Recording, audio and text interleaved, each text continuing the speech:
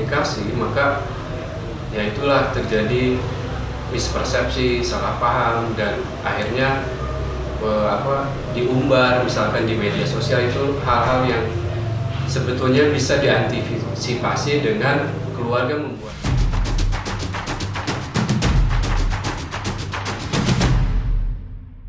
Hai Sobat Belajar, kita berjumpa lagi. Kita akan berbincang seputar dengan tokoh-tokoh pendidikan terkait dengan kegiatan praktik baik pendidikan maupun kegiatan literasi yang mendukung program Merdeka Belajar di bawah naungan Ditjen, PAUD, Tikdas, dan Dikmen.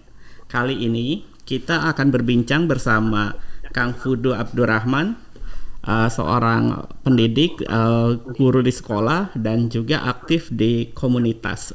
Dan kita akan berbincang seputar bagaimana menjaga kreativitas anak selama di masa pandemi. Nah, boleh cerita nggak Kang Fudu, bagaimana upaya-upaya yang dilakukan oleh Kang Fudu untuk menjaga anak-anak ini tetap ada proses belajar, baik di sekolah maupun juga interaksi mereka dan peran keluarga seperti itu. Gimana tuh Kang Fudu yang selama ini dilakukan gitu? Bisa berbagi dengan kita nggak gitu Kang Fudu? Baik, terima kasih Mas Ari.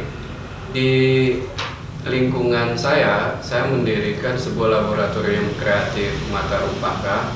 Di sana itu sebenarnya sebuah wilayah rumah singgah, pemiliknya kakek Suplan Azhari dan nenek Ika Hoiritika Pasutri ini memberikan ruang rumah singgah itu untuk dijadikan laboratorium kreatif Mata Rumpaka dan dikelola oleh kita. Nah, makanya anak-anak setelah pembelajaran daring, mereka ini sering mengetuk pintu rumah kakek Suplan Azhari dan nenek Ika Hoiritika untuk mengizinkan mereka membaca buku, menulis di laboratorium kreatif Mata Rumpaka. Dan Pak Sutri ini merupakan sosok orang tua yang dijadikan oleh kami itu sebagai sahabat anak-anak. Kenapa? Karena anak-anak sendiri senang didengarkan. Nah, seorang kakek dan seorang nenek itu biasanya secara batin lebih dekat dengan mereka. Artinya kakek Suplan Azhari dan nenek Ika Hoiritika ini kita jadikan teamwork, sebuah tim dengan kita untuk memberikan terapi mental di masa pandemi kepada anak-anak di lingkungan laboratorium kreatif Mata Rumpaka. Begitu Mas Ari. Kang Fudu, tadi kan bilang bahwa bagaimana pentingnya menjaga imajinasi anak dalam berkreativitas, bahwa kata kuncinya anak untuk tetap itu kreatif itu pintu gerbangnya kan imajinasi seperti itu. Nah, bagaimana memantik anak-anak untuk tetap memiliki imajinasi sesuai dengan tumbuh kembangnya, dan bagaimana mereka mengimajinasikan apa yang ada di sekelilingnya itu dalam untuk sebagai bekal tumbuh kembangnya dia, dan dia bisa tetap tadi kalau kata Kang Fudu juga cerdas secara kuat juga secara mental dan fisik seperti itu. Gimana tuh? Ya, Mas Ari, anak-anak selama isolasi sosial dengan teman-temannya, dengan bapak ibu gurunya dan lingkungannya, otomatis gawailah yang menjadi tumpuan mereka untuk menemani mungkin jenuhnya mereka dan lain sebagainya. Akan tetapi pasti ada celah-celah bagi orang tua atau orang dewasa di sekitar anak-anak untuk merespons apa yang terjadi atau apa yang diminati anak-anak dalam game misalkan. Ketika anak-anak bermain game, sebaiknya orang tua atau kakak atau orang dewasa di sekitar anak itu merespons atau mengajak diskusi, misalkan sebuah game dengan misalkan ada tokohnya, perannya apa, kemudian ceritanya bagaimana, intinya direspons, atau hal-hal yang kemudian membuat dialog diskusi antara anak, mainannya dan kita sebagai orang dewasa. Itu menurut saya akan memantik kreativitas, imajinasi, sehingga tidak sekadar sebagai user, si anak ini tidak sekadar pengguna, tetapi memaknai, memahami, menganalisis juga game-game itu menjadi bermakna gitu. Itu kan inti dari literasi seperti itu. Sehingga ada bagaimana Kang Pudu membangun kedekatan dengan anak gitu. Walaupun statusnya kalau di ruang kelas kan agak berjarak antara seorang guru dengan anak. Nah, biasanya tuh kalau Kang Pudu bilang tadi merunduk, merendah tuh itu seperti apa sih pendekatannya gitu? Apakah misalnya komunikasinya dengan anak di waktu tertentu satu persatu, atau pendekatannya itu misalnya komunal dengan kelompok? Kan ada juga anak yang dia kalau mau speak up itu ada beberapa anak dia berkelompok, tapi ada juga anak yang memang dia berani speak up dia sendiri, ya udah aja ngoceh keluar seperti itu. Nah itu seperti apa tuh pengalamannya? Ya, bagi saya anak-anak itu ya senang bicara, tetapi kalau dia merasa tidak didengarkan, maka dia akan meninggalkan sosok yang dia anggap tidak mendengarkan. Maka seorang dewasa sebaiknya menggunakan indera pendengar sebagai jalan masuk ke hati kita sebagai orang dewasa, diolah, kemudian merespons apa yang digagas atau topik yang dibicarakan si anak itu seolah-olah menarik buat kita, karena ketertarikan kita terhadap topik yang dibicarakan si anak sendiri itu bisa memantik gairah aspek berbicara dari si anak sendiri, dan hal itu kan bisa melatih keterampilan berbahasa dalam aspek berbicara tadi untuk si anak. Pada intinya bagi orang dewasa itu yang gunakan telinga sebagai jalan masuk untuk kepekaan kita terhadap ide-ide atau gagasan-gagasan anak, sehingga mereka itu senang bertanya pada akhirnya. Jadi kalau dalam kasus di kelas misalkan, kenapa kalau anak-anak ditanya siapa yang mau bertanya, itu rata-rata jarinya tidak mengangkat tangan, bukan karena tidak berani sebenarnya, tetapi terkadang mereka juga punya ruang private, ruang pribadi yang siapa membuat dia nyaman ya dia akan berbicara. Makanya menurut saya pendekatan psikologis, pendekatan kita merunduk dalam artian menjadi teman dia, itu menurut saya akan lebih humanis gitu, Mas Ari. Nah, Duk, yang kamu ceritakan tadi kan sebenarnya masih kita ruangnya itu ruang kelas ya. Maksudnya ketika proses normal. Sementara kondisi saat selama 2 tahun ini kan ini tidak normal. Nah, pada saat pandemi ini, seperti ini, apa sih yang coba Kang Pudu lakukan untuk tetap menjaga kreativitas anak itu, jadi sehingga terhubung antara sebenarnya proses belajar itu antara komunikasi antara guru dengan siswa maupun tadi dukungan keluarga dalam proses belajar itu seperti apa yang selama ini dilakukan? Apakah misalnya kan kita tahu lah kalau sekarang anak di rumah itu mungkin mereka kalau misalnya dia punya handphone akan menghabiskan waktunya main game atau seperti apa, atau ketika dia nonton TV, kebanyakan nonton TV. Nah, bagaimana mengatur ritme seperti itu sehingga anak ya akhirnya dikhawatirkan kan anak melakukan semau-maunya sehingga belajarnya banyak waktu belajarnya kan hilang selama ini seperti itu, atau dituntut anak selalu belajarnya hanya pendekatan formal, memindahkan dari kelas hanya ke ruang online aja. Nah, apa yang selama ini usaha yang Kang Pudu lakukan seperti itu? Ya, Mas Ari, kalau di kelas atau di sekolah anak-anak itu memiliki jadwal pelajaran. Nah, maka di keluarga itu harus membuat jadwal belajar anak atau jadwal kreativitas anak mulai bangun pagi sampai dia tidur lagi.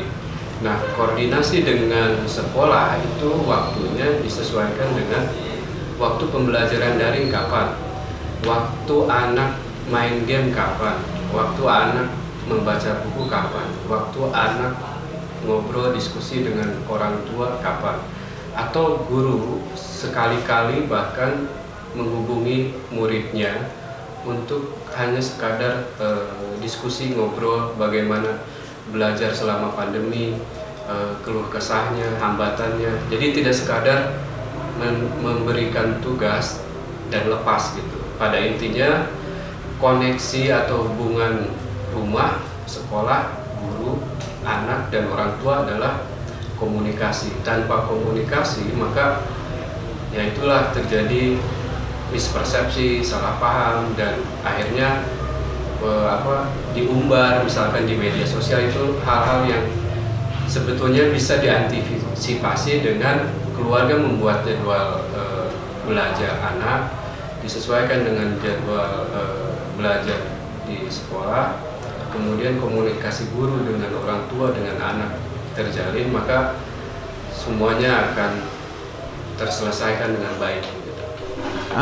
Kembali ke itu new atmosphere forces gitu, ya kan? Kalau membuat semua atmosfer yang baru, ya kan?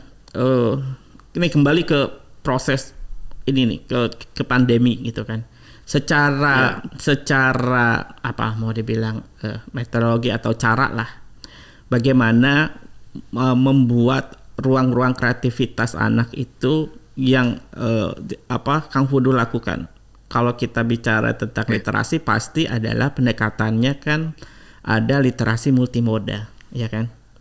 Nah, seperti apa yang selama ini Kang Fudu lakukan untuk bagaimana tadi tetap menjaga ruang kreativitas anak sehingga ketika masa pandemi artinya mereka itu teratur kan. Selama ini mungkin sebelum pandemi itu sekolah masuk jam 7, pulang jam 12 atau jam 1. Setelah itu pulang di rumah, ada yang bisa bermain atau membantu orang tuanya, atau ada yang macam les seperti itu. Nah, sekarang kan jangankan anak kecil, orang tua orang dewasa saja itu kan menghadapi pandemi ini butuh proses coping mechanism lah kita untuk penyesuaiannya, atau bahkan malah mungkin ritme hidupnya malah nggak beraturan gitu, seperti itu. Nah, seperti apa sih yang model-model yang selama ini Kang Fudu lakukan seperti itu dengan pendekatan tadi itu multimoda misalnya? Mau nggak mau kan yang misalnya tadinya anak nggak megang handphone mau belajar, sekarang mau nggak mau megang handphone, seperti itu kan, belajar kan. Terus selain dia bosen, orang tuanya main game itu, ya kan, main game. Bagi saya sih misalnya saya tidak jadi soal kita membolehkan anak main game, tapi kan ada batas waktunya. Tetapi bagaimana menggali tadi itu pembelajaran dari mereka ketika dia itu bermain game, atau bagaimana misalnya mengatur waktu si anak seperti itu gimana, Du? Ya, baik Mas Ari. The new atmosphere forces yang saya maksud adalah terinspirasi dari pernyataan Soekarno tentang the new emerging forces, kekuatan baru Indonesia saat itu. Karena ini masa pandemi, maka memang perlu atmosfer yang harus kita rancang agar anak-anak ini tidak mengalami kejenuhan saat belajar atau saat di rumah, bahkan di luar rumah dengan kondisi isolasi sosial gitu. Nah, makanya atmosfer ini adalah antara rumah, lingkungan, dan sekolah itu harus diatur sedemikian rupa oleh orang tua, guru, dan tetangga. Mau tidak mau harus ada kerjasama yang ekstrim. Kenapa ekstrim? Ya karena kondisinya juga ekstrim hari ini, faktanya begitu.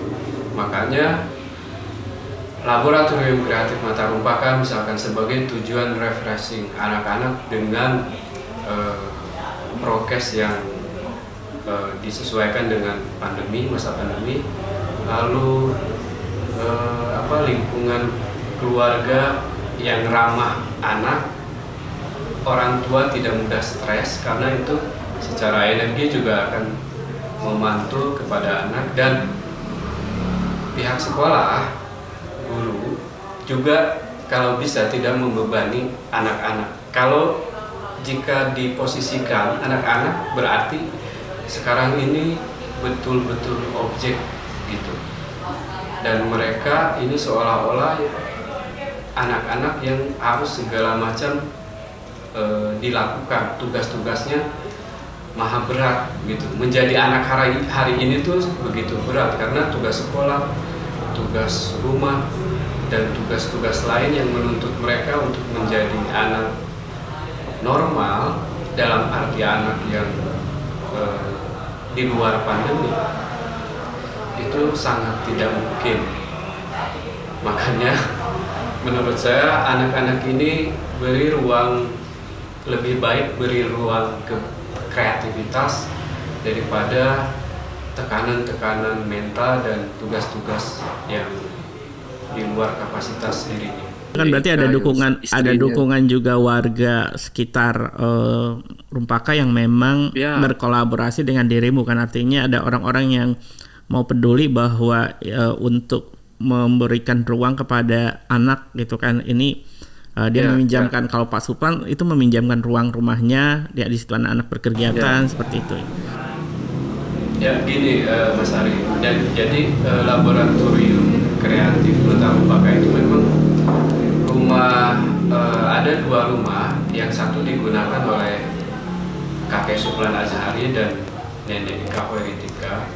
Pak Sutri ini memberikan rumah singgah sebelahnya, biasanya digunakan untuk anak-anaknya dari luar kota untuk menginap atau saudara-saudaranya. Nah, kita bekerja sama dengan Pak Supran Azhari dan Ibu Ika Hoeritika ini, 2 orang yang baik hati, yang meskipun waktu-waktunya hanya menunggu senja yang tersisa itu, tapi memberikan kebebasan kepada kita untuk menggunakan rumah singgah itu dijadikan laboratorium kreatif Mata Rumpaka.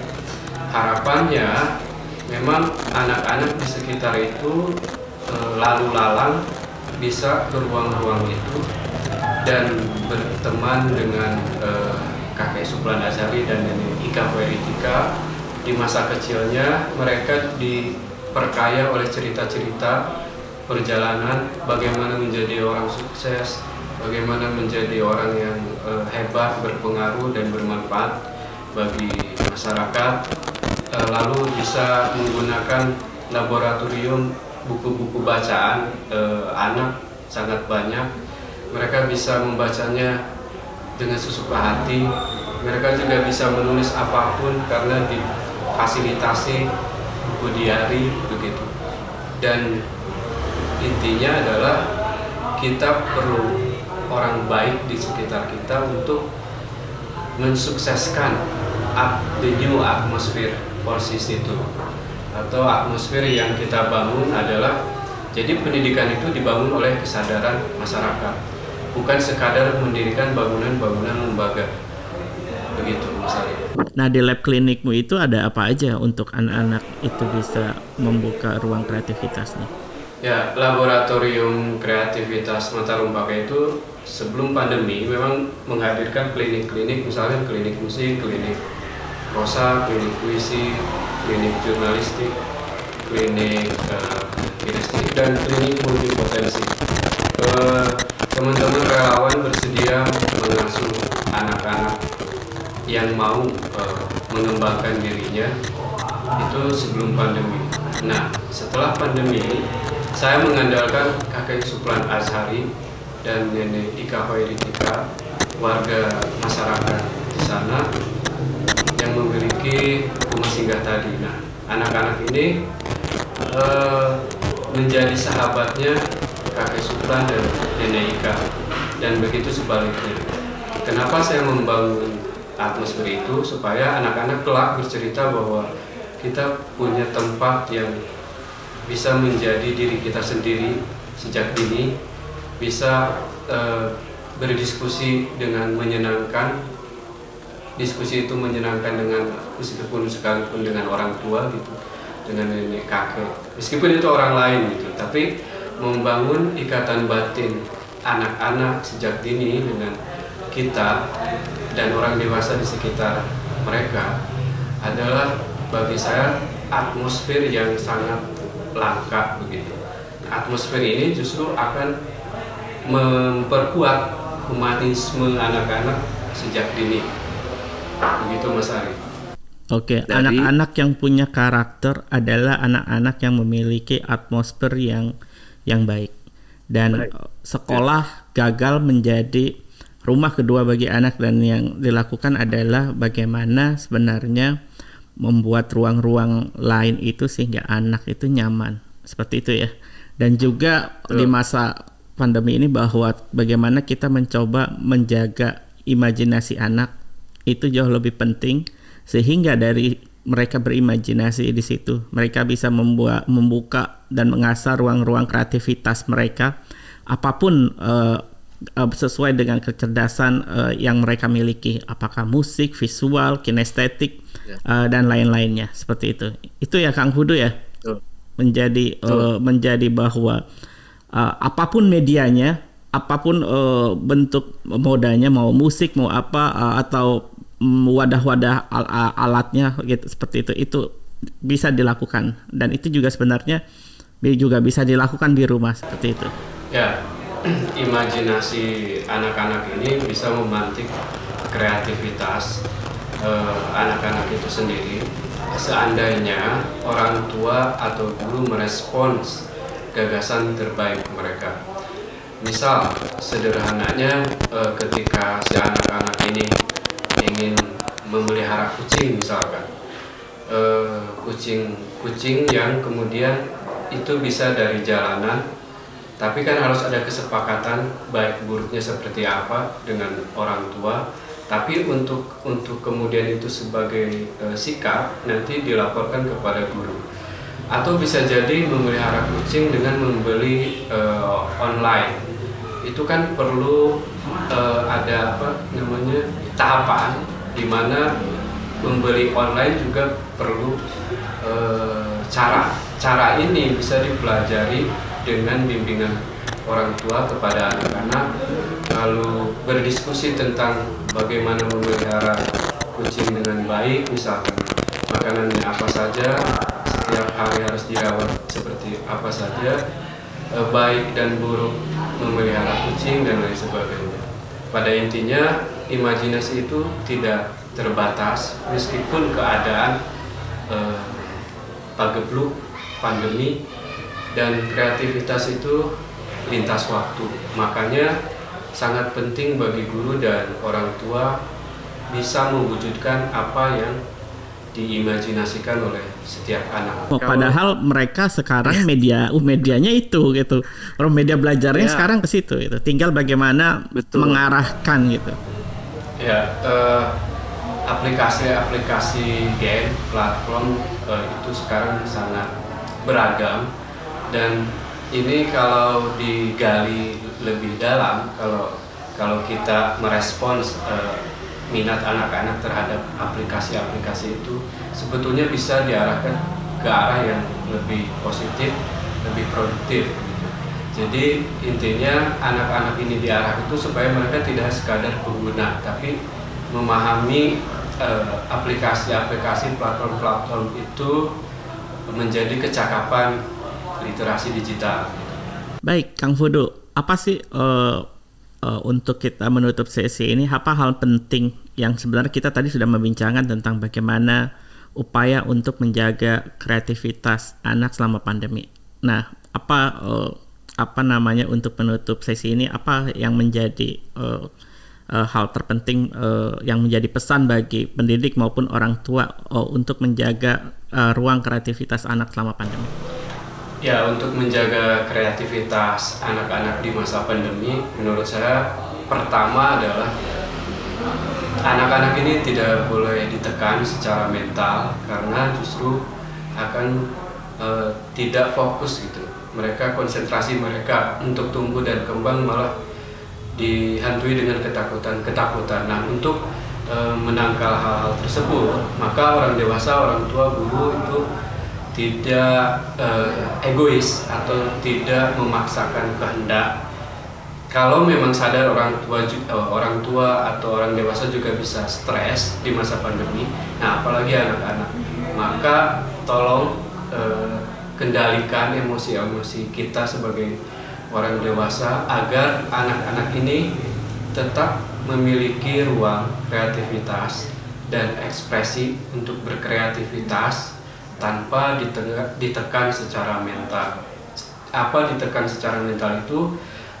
Kita mungkin bisa saja memberikan tugas-tugas yang banyak tanpa peduli pada kesiapan mereka, psikologis mereka, dan itu justru akan menjadi blunder. Maka untuk menyelamatkan Indonesia 20 tahun ke depan, ya anak-anak usia 10 tahun hari ini jangan sampai sakit mental. Gitu. Kalau ini deh, apa sih satu kalimat untuk bagaimana ruang kreativitas itu harus ada selama pandemi? Poin-poinnya apa? Hal utamanya? Ya, Mas Ari, poin-poin penting agar anak-anak tetap bisa berkreativitas dan merasa dirinya senang untuk berkreativitas adalah orang dewasa harus memiliki cara merespons yang baik terhadap aktivitas-aktivitas yang dilakukan anak-anak selama pandemi. Karena bisa jadi mispersepsi ketika si orang dewasa dalam kondisi tertekan karena capek kerja atau malah tidak mengalami PHK misalkan. Ini harus dikendalikan sepanjang itu ada di wilayah anak-anak. Nah, jika orang dewasa punya wilayah private, anak-anak juga harus kita hargai ruang private-nya. Ruang private mereka itu ya jangan ditekan. Orang dewasa tidak egois menekan wilayah mereka sebagai anak-anak yang memang ingin serba tahu, cerewet misalkan, agar mereka tidak mati kreativitasnya. Jadi teknologi bukan hanya teknologi, tetapi menggali orang tua atau guru juga harus menggali literasi muda yang lainnya, sehingga anak itu juga tetap harus membuka ruang kreativitas anak. Ada manusia di balik teknologi. Seperti itu kan, bahwa kreativitas itu bukan bergantung juga kepada teknologi, tetapi ada teknologi juga, kita tidak menjadi budak teknologi. Seperti itu ya Kang Fudu ya, diskusi kita hari ini gitu ya. Betul. Terima kasih Kang Fudu untuk sesi berbaginya. Kita mungkin di lain kesempatan kita bisa ada sesi lagi, dan sampai jumpa, dan sehat selalu. Salam untuk anak-anak Matarumpaka dan anak-anak di sekolah. Terima kasih Kang Fudu. Sampai jumpa lagi. Selamat sore dan sobat belajar. Demikian sesi berbagi kita seputar praktik baik pendidikan, dan jangan lupa subscribe nanti podcast maupun YouTube dari Ditjen Dikdas Paut Dikmen seputar praktik baik literasi maupun pendidikan dari tokoh-tokoh pendidikan untuk pendukung program Merdeka Belajar. Dan sehat selalu, tetap semangat dan tetap berkreativitas. Sampai jumpa.